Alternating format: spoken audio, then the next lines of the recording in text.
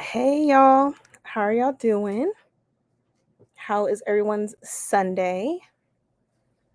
I'm literally just getting home from work, so I might look a little crazy, but anywho. So today, this is my book club pick for. This was for August. Yeah, 'cause yeah, I'm losing. I'm forgetting which month it is, but this was my book club pick for August, and that is God of Mercy by Akazi Noroka. Um, this was definitely traumatic, not only to me, but to other people that have, especially my book club and my members that have read it. Some have DNF'd it because it just wasn't. It was hard to keep track of at the very beginning of the book. I will let you know. I feel like if you have access to get the audiobook, if you're able to, I would suggest that. Maybe you can also hybrid read this. So physically read it and also listen to the audio, because if you just read it by itself, it can be very difficult and very confusing at the same time. Um, but let me go ahead and read the synopsis. Hey, thanks for coming. So I'm just going to read this to sum it up. So for this book, it says God of Mercy is a profound exploration of religion, faith, and compassion from a gifted storyteller. Akazi Nwoko creates a richly imagined post-colonial landscape that is at once otherworldly, tragically human, and completely unforgettable. Um, so I gave this a 3 out of 5 stars because I had certain situations in my life, for like when it came to like the main character. And so the main character we're following is Ijeoma, and she lives in this small town, or not town, village called Ichulu. And she has her father Ofadile and her mother Nina, and she has her other siblings. And Ijeoma, she is mute, and her father just doesn't like her at all. Like, he just finds her repulsive. He finds the most smallest thing of, saying like you're an abomination and stuff like that. And things start happening to her where Chuku, who is one of the gods, who is the supreme being, the all being, and you'll find that as well. Like, you'll constantly have to go back in the beginning of the book, references of the cast of characters, because some of the names and stuff are so similar.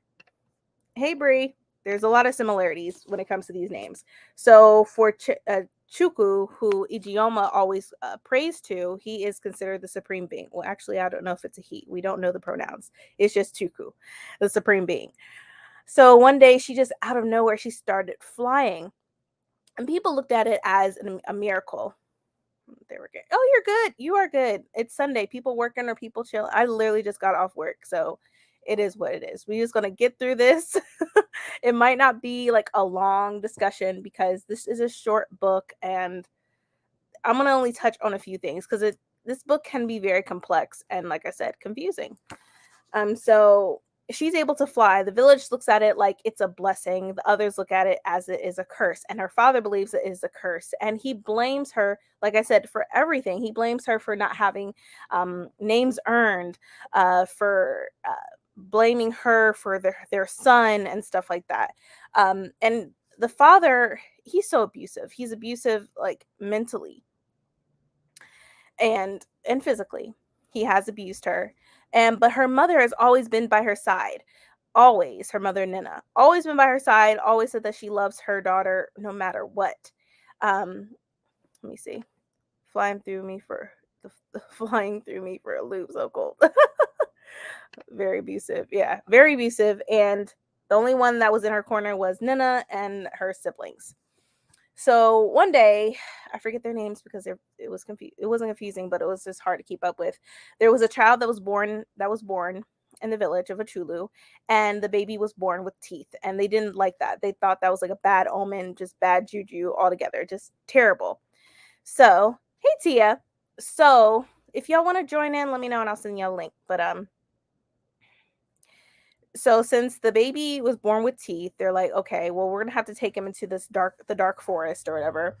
And if he lasts for, I think, I forget, like 3 weeks or something like that, then that means he's able to come back to the village. But Ijeoma did not like that because realistically, no baby without being fed, they'll die. And that has happened to previous children that were, born in the village and stuff because of superstition and stuff. So Ijeoma took it upon herself to help this child, and then also her mother Nina also came to help and feed the baby and to keep feeding it and stuff. And they secretly went into the evil forest. Excuse me, evil. I said dark. Evil forest, to feed the baby and stuff. And so after the village said, "Oh, it's about time. Let's check and see if the baby lived." The baby did survive. So no one knew about all that. OMG, I cried when I read that. Like, how dare you? Yeah. I was so upset about that.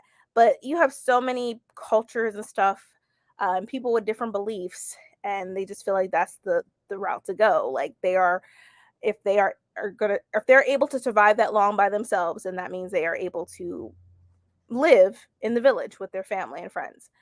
Um, but I was so happy with Ijeoma and her mother to help that baby because they knew, and they, like anybody would know, like that a baby would not survive. Like in in the conditions and also with the animals and stuff like that, it's not possible. So they're like, "Oh, okay." So the baby lived. So stayed in the village. But then you had Ijeoma, still having to fly. She's known as the girl that flies. Um, and like I said, her father just did not like that at all. So there's also some time jumps in this. It's really weird. The format is definitely weird for me. I'm not used to this format because it seems like it starts at the beginning and then it goes into the it's weird. It's weird. Let me just put it that way. So as we read this, we go on to talk about a church in a different village, or a town. Let me see. I don't remember the name off the bat. And that is Amaleki or Amaleke. Amake. And there is a pastor there that, he preaches the good news, right? Like Christianity is the real religion. You need to pray to your Lord and Savior, have him forgive you for all your sins. You need to repent. Hey, I just got home. I really enjoyed this month's read, but the writing was definitely the hardest thing for me. Right. It definitely was. The writing was extremely hard. But the pastor, is preaching the good news. Then one of his, well, I forget if he's works within the church. I believe he does. His name is John, if I'm not mistaken. Correct me if I'm wrong. And he tells him like, "Hey, in the village of Chulu, there is a girl that can fly, yada yada yada." And he said, "Oh, we need to bring her in. We need to introduce her to her Lord and Savior because she's a pagan. She's a heretic. She's praising to a false god." So that's when Ofedele, however you pronounce Ijioma's father's name, uh, John approaches him and talks about, "Hey, we have this preacher who will take away their sins and stuff, get you on the right path to uh, you know to Jesus, your Lord and Savior." And Ifadele thought that this would be the best moment to get rid of his daughter. He could not stand her, so he found a way to get rid of her, to send her off to um, this town, to this preacher. And her mother didn't know anything. And her father even told Ijiyama, "You will never approach this village again. You will never see your family. You will never see your mother. You won't see anyone. You will not be coming back." And when her mother found out about that, never said goodbye to her daughter, nothing. She cursed him. She cursed her husband, like, "You are not my husband. No, you're not. You are not her father." Yada yada. And she's like, "Why would you do that? How I'm never gonna be able to see my baby ever again." So with that, she's now at the church with all these other children and this pastor. And he's trying to preach them the good news. And then you have his wife also teaching the kids, the Bible, how to read the Bible, how to speak English, not speaking in a different language as opposed to English, because English is considered the right way to talk. That's the proper way to do things. If you speak anything other than English, you're looked down upon. You are considered, false, like you're wrong, like you're a pagan. So as they're doing this, Ijeoma, she's not understanding because she only prays to Achuku, who is, like I said, is the supreme being. And of course they said, "No, that's not your Lord and Savior. The Lord and Savior is Jesus Christ." And so there's like assimilation in a sense. Like, you have to speak English, you have to learn to read and write in English. You cannot speak no other language than English. And so they were like pounding that into not only her head but the children's head.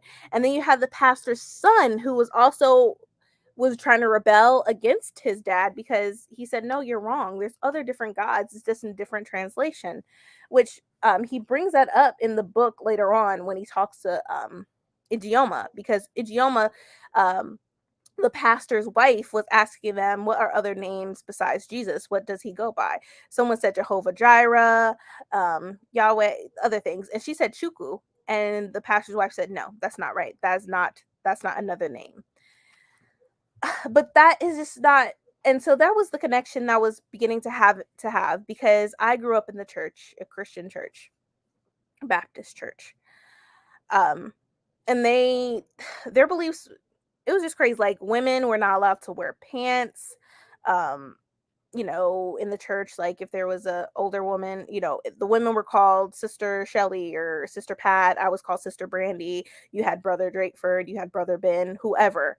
And that's how we introduced ourselves. And then, like, we couldn't wear pants. There were certain things we couldn't do. And then one day, that's like when I was older, I was able to like put two and two together, like think for myself, for me. And that's when I was like 16, 17. And the pastor found out that I was dating, who is my husband now. And he said, you're not allowed to be dating someone that's older than you. And so, I was like, well, if that's true, how come you are married to someone older than you? And he had no response, no nothing. And to that point on, I'm like, okay, this is so hypocritical. Is there just a bunch of hypocrites in this church? And I was like, that's why I'm not religious. I am not religious because of all the situations that I have gone through with people, and especially when it comes to Christians and their faith and stuff. Like, they will say you can't do this, but then they do this. It's like, if I can't do this, you can't do this either. But yet, it's still, you're telling me that this is wrong, but yet you're doing it. Like, I didn't get it, and I still don't get it to this day. It's just, I just can't. I just can't. And so with Ijeoma, when they were trying to make sure like she got it and all, yeah, it gave me that kind of vibes. The church can be so traumatizing. Yes, it definitely can be traumatizing, Brie, and that's why I'm not religious at all, because I can't do it. I can't. I've seen too much. I've been through too much when it came to the church, and like, even when it came down to like my mom, and like she'll be like the most nicest person in the world, but when I came home, it was like I was in hell. So it was just really weird to me. Really weird. She always had me in the choir. I did mime, the flag team. She had me doing so much. I had to be in the front pew of every time we had church service. When it was first, we went to first service and second service, and all. It was just a lot. And so when it came to Ijeoma, they were trying to find a way to escape, but there was one of the children that felt like, no, this is wrong. We're not leaving. And so they were punished. Now, to the extent of their punishment was crazy and brutal and wrong. And you would not believe what they did to these children. They put acid in their mouths.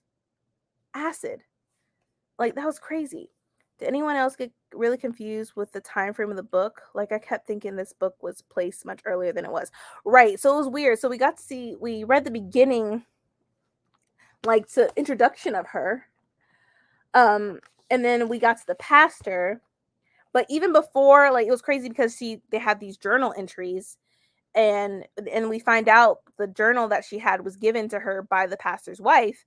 But I'm like, okay, so it was just weird. It was like jumping stages, which why I did not like about it. Which is why we always have these entries in the book where she has these journals saying, why Chuku, why have you forsaken me? I've done everything for you, So yeah, the writing is crazy, but like the punishment for them trying to leave the church and stuff and get away from the pastor and his wife, they put acid in their mouths. My faith has changed because of what I've had to go through in the church. Right.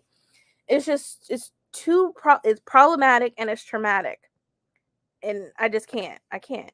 Maybe it's because I've read a lot of reads from different parts of Africa, but I found the writing style familiar and it wasn't jarring for me. My only issue was the timeline. Yeah. I haven't read any similar books like that. Well, maybe I have. I just don't remember at the moment. But the timeline which is it was weird to me. I think that this could have been well executed if the timeline was a little bit better, had a more organized format. But like I said, I gave it a 3 out of 5 stars because I do appreciate what, like for me anyways, what this book was telling me about how just in general how the world is, how people feel like their religion is better than theirs or their religion is the right religion. And even when it came to their village, like one of the men in the village was telling Ojiyama's father that these children are our future, and for and for the times things are going to change. And he did not like change. Her father did not like change whatsoever. And I'm trying to find the actual page. So it starts from 114 to 115. I gave it a 2 only because kids were flying. Yeah. But then I wanted to know, like, in depth, like, was she literally flying? Like, was she flying, or like, I wish there was more in depth to that, because I don't know. But yeah, like the entry from 114 115, it was saying like Ichula's greatness comes from how we move with change and difficulty, just like our God, Edemili. We honor our traditions, but when they can no longer serve us, we drown them in the deepest river. And then he says, but if we continue to discard our traditions, what will remain for our children? And then the guy said, my friend, I do not know, but our children and their children will uncover it. So you have to be adapted to change. And a lot of, I don't know many religions, I just know like for Christianity, particularly, like I could see they changed just a little bit. Like when I went to church, they were strict with music. Uh, it was just the same old music. They weren't open to anything, especially when it came to the younger generation. They were not opening to change and make it where if they wanted to become a Christian or whatever, it was approachable. It wasn't so cold when you walked in the building. It wasn't like you were at home. It was just very cold. um no type of feeling like you belonged, and I think a lot of like at least Christianity, depends on what church you go to.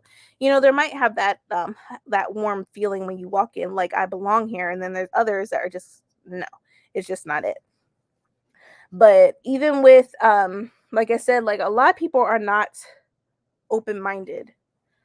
um and I think that's what I mostly got from this book, is because if you are one mind if you're not open-minded to other possibilities, and you just have this certain, you feel like any other religion is wrong. I just don't like that. I feel like if you're curious, like if you want to know, why don't you just talk to someone, have a conversation about it? Like there's so many different translations in when it comes to the church. Like, let me see, hold on, I'm trying to look for like the passage when the pastor's son was talking to Ijeoma. Yeah, so on page 238, it says, let me see.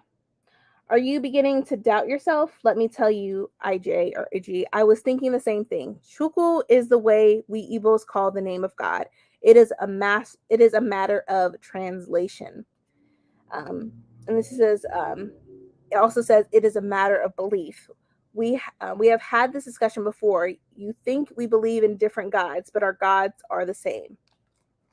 And some people, I feel like with different translation, the gods are different. They can be different, but they have some similarities. And I feel like I wish a lot of people would just open up to that. I feel like this book would be great to teach the students about the effects of toxic mindsets in the communities that are brainwashed, or specifically religion washed. Yes, definitely religion washed. It opened a lot of old wounds for me. Yeah, I mean, for me, it made me it. Let me see how to word this. For me, it made it like, for me to have that experience, I'm glad that like I could never forget that experience. And when someone ever asks me about my experience, I will tell them straight down, like, this was my experience. It may not be your experience or what you may go through, but this was my particular experience, and this is why I'm A, Y, and Z, you know? So I'm out running errands, but I'm going to watch this back. Oh, you're fine. Go ahead. No problem. This was a 4-star for me. Jesus turned water into wine. He cures leprosy. He walked on water. Those are seen as gifts. The children flying are gifts. Yeah. Thank you. Thank you. Thank you. But her father obviously didn't think that was a gift. He thought it was like a curse and she should not be living amongst them whatsoever. And I was just crying for Ijeoma. I was crying for her because it broke my heart. It broke my heart because she would literally pray to Chukwu, asking for guidance and stuff, especially in her journal entries. And she even like asked, "What have I done wrong?" And I wish I was like in my heart, like I felt like, man, I wish I could just hug her and tell her, like, you have done nothing wrong, not one thing at all. You are amongst people who are only one minded, are not open to any other thing, and they feel like they're the one true, their religion is the only right one. I just wanted to like hug her. The differences of people in general are gifts, and it speaks to how we don't readily accept these differences in people. We can't see the positivity in it. Correct. It's always like a bad thing. Like off the bat, it's just bad. And I think that even in general, in the world, people, it depends. Some people think of it as a gift, and then you have others that make it seem like it's a curse and it's something just it's bad all around. How much do you think her muteness is more trauma based than anything else? I don't know, cause like when her and her mother would talk, her mother loved her, and I feel like if she didn't have her mom, it would be a whole different situation. I don't even know. Like I feel like if her mom wasn't there, I feel like her dad would done the worst. Like would I don't possibly would have killed her if her mom wasn't around. Um, but I don't know. Maybe it might have been trauma. I'm not sure. But maybe it was because of how her father was treating her. Maybe I wish they had that more in depth, but then we can only make assumptions based on how she was treated, because like her dad treated her poorly, but she had her siblings, she had a friend, and then she also had her mom. So I don't know. It could be based off of trauma. I'm not sure. I am not sure at all. But I just wanted to give her a hug because when someone treats you differently because you're different from everybody else, it's just so wrong. It's so fucked up, messed up. But I do appreciate this book. I do, because it's very important to see how the world and how some people operate, how people think, get into people's heads. Like, is this really how you believe? Is this what you believe in? Are you open to a discussion about it, or is just this is you, and this is how you're gonna look at it from here on out? Nobody can not say persuade you or change your mind, but have you open up to the different possibilities of how Ijeoma, for instance, as an example, is a gift. How she is a gift, and she is a in this story she is a gift, not only because she can fly, but she made sure that baby lived. She also went to visit her brother in was it her brother? I think it was her brother in a different village, because they pretty much sold him into like slavery in a sense, or I think it was slavery, and he could never go back to Ichulu. That's exactly what I mean. Dad definitely already was shown to not like her. So I wonder what had happened when she was younger before she was mute to then cause her to become that. Yeah. It's definitely traumatic. And then also, like, even in the beginning of the book, it mentions like they would say that the white ones first came with friendship woven into their smiles, promising to build schools for the children's reconnaissance and to build a church where the white ones spoke often of their God. Then, after 4 market days, their friendship turned to enmity, and their smiles converted to bullets. So it talks about that in the very beginning, about colonization and stuff like that, and what they would do.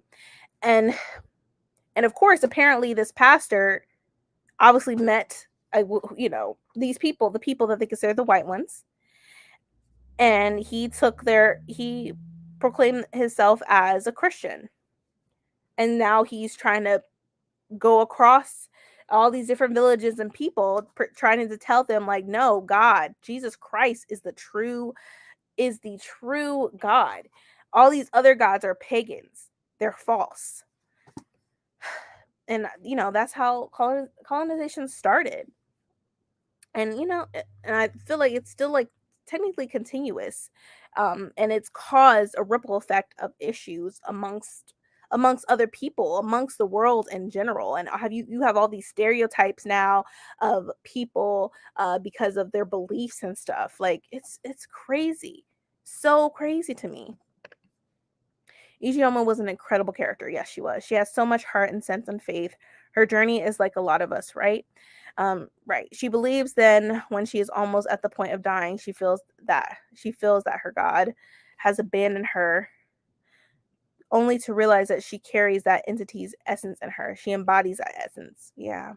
That ending, it had me I was in tears because I've like I don't care I don't care. Like if you are different from me, that doesn't make me feel like I should treat you any different. Like you're still a human being, you know?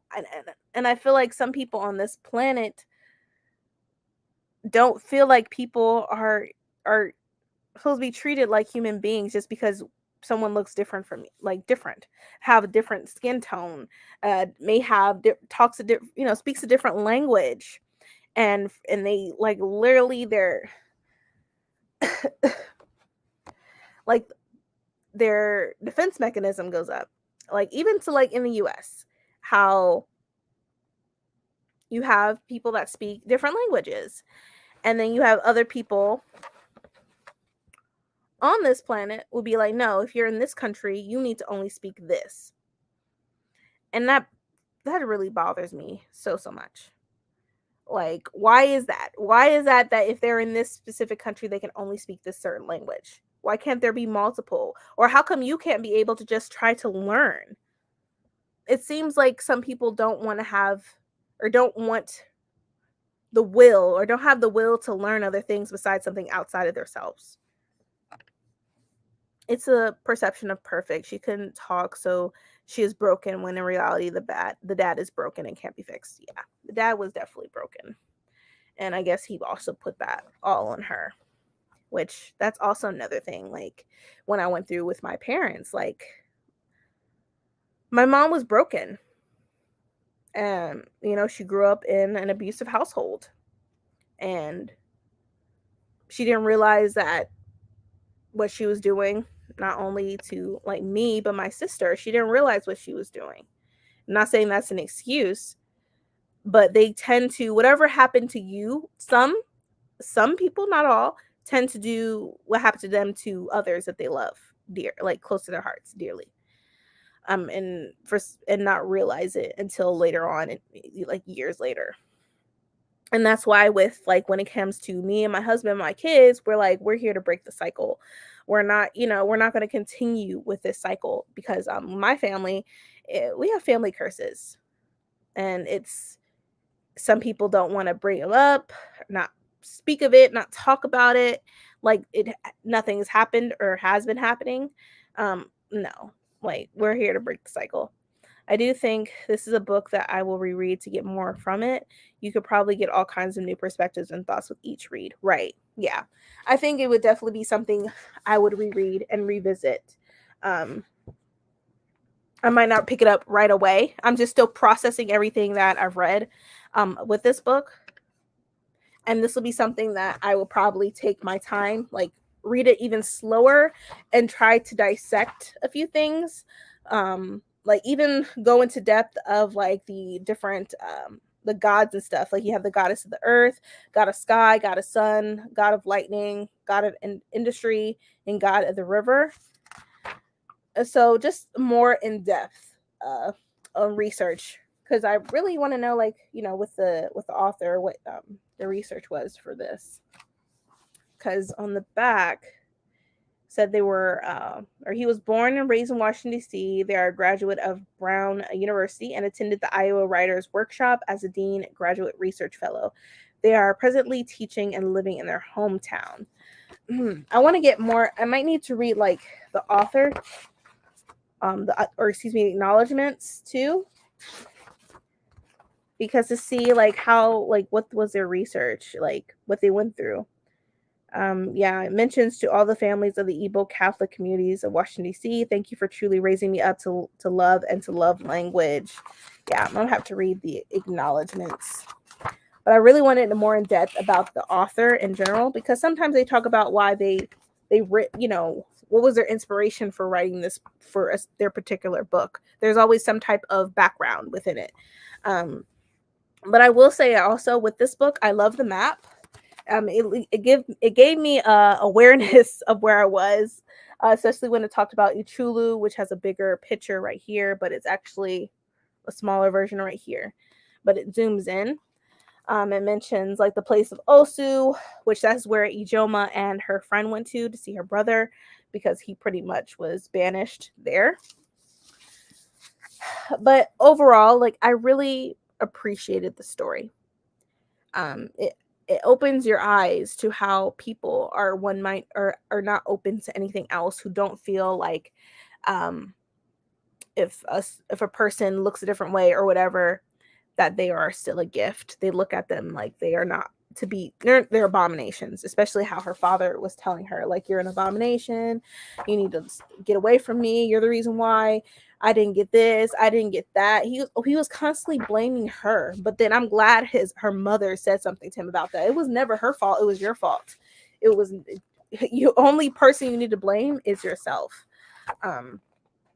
So yeah, I think, what else did I miss? Anything else?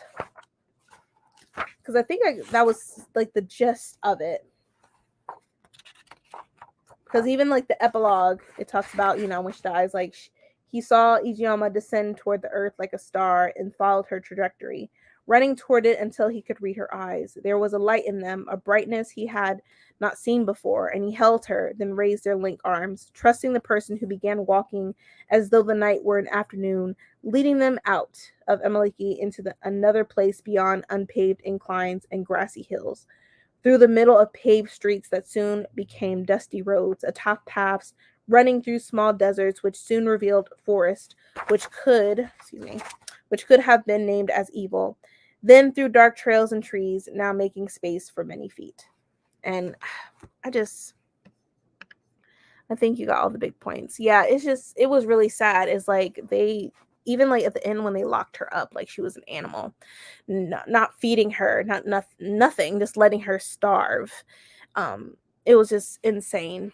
It's insane of how human beings on this earth how they treat other human beings. It's disgusting to me. I think the author could have used the actual deities that the Igbo people actually believe in. The way he wrote it feels more fantasy like than magical realism. True. Yeah, true. I will say that is true. Because, yeah, I feel like there was just something like that was missing. I feel like the timeline, it was just not, it wasn't adding up for me. I just needed a better format. I know there are some books that have these time lapse, but if that's the case, then let me know, or let the reader know, give them a heads up. But, I hope that makes sense. Yes, it definitely makes sense. People are cruel. Yes, people are cruel in this world. And it's up to other people to call out these cruel people, which I'm glad I'm happy, like, in our culture now, in this type of day and age, a lot of people are calling people out on their shit, saying how wrong they are, and for treating someone this way or doing that. Like, people, I'm glad people are calling people out. I'm glad that we're going to keep doing that. Like, when it came to in the US, how we called it out, how come we have Confederate statues and stuff, how we still have these Confederate flags. And I will say there's other people, especially in the North and people down South, they still have their Confederate flag still hanging on their houses or whatever. But on like buildings and stuff, like federal buildings and stuff like that, that's not cool. We had like, even for Columbus, like, because the community college we have is Columbus Community College, and they had Christopher Columbus statue at the very front, and they finally got rid of it because no, he didn't discover anything. he destroyed families. It killed off a community of people. Like, no. Yeah, the time jumping was not flawless at all. Yeah, I think there could be more perfection with that. I'm curious to see if they are going to have another book come out, because this book came out last year in November. Um, and I want to see if there may be another book that they have written or going to write. Nope, that's it. So I don't know if they're going to come out with any more or not. But even with the ratings, yeah, mostly it was a 3.49 ratings. Like, I'm looking through it. People said magical realism novel set in an uncolonized Igbo village. Some people did not like it at all. Some people gave it 1 star. Some people gave it 4. You know, it just depends. People have their own preferences, but the timeline, I think, is what didn't do this book justice. People have not mastered the balance in having your beliefs and not imposing it on others. True.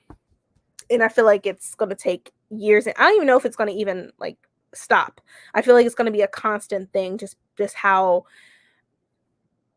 everything happened when colonialization and stuff like that, and trying to you force people onto their religion and stuff in their beliefs.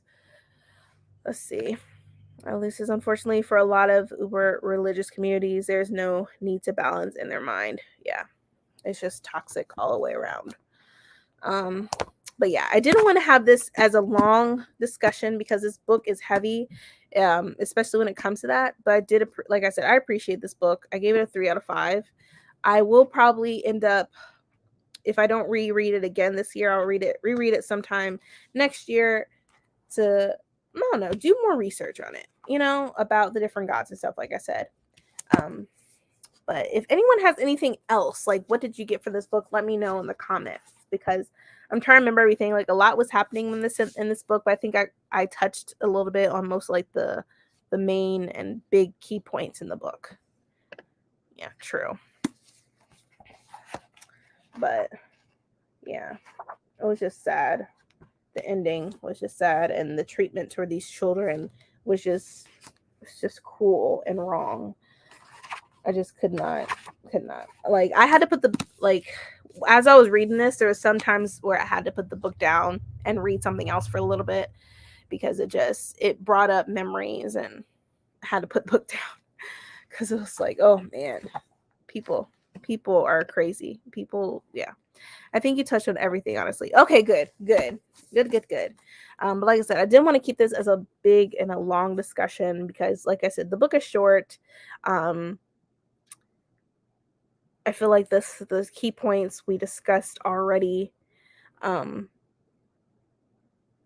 I don't know. I think as I'm like thinking about the book, I'm thinking about like what I like, because the author did take you on, like, I wouldn't like say self-discovery, but just looking into yourself as a human being, and have you realize, like, well, have I done this to someone? It makes you think about yourself as a human being and how you need to put yourself accountable. Or if you see someone being treated badly, do you let them, you know what I mean? Like, do you stand up for them? Because there has been times where people treat people shitty, like at restaurants and stuff like that. And even me and my husband had to come up to this guy and be like, hey, take it easy on her. She's doing the best she can, like, give her a moment. Exactly. Yeah. Like, it gives you a moment to look on yourself as a human being, as a person. Like, have you done this to someone else? Or have you seen it been done to someone else? Self-reflection. Yes, self-reflection. Thank you. But yeah, I can't think of anything else to discuss for this book. I'm glad that y'all read this with me. I know some have DNF'd it because I get it. It definitely, it was a little bit difficult at the beginning, a little bit the names and stuff, but it did have its moments where has you sit and think about things, especially yourself, the people that you're around, the people that you talk to, the people you work with, and stuff like that. It has you think. Even on the internet, people won't call out mean people. Yeah, true. That's true.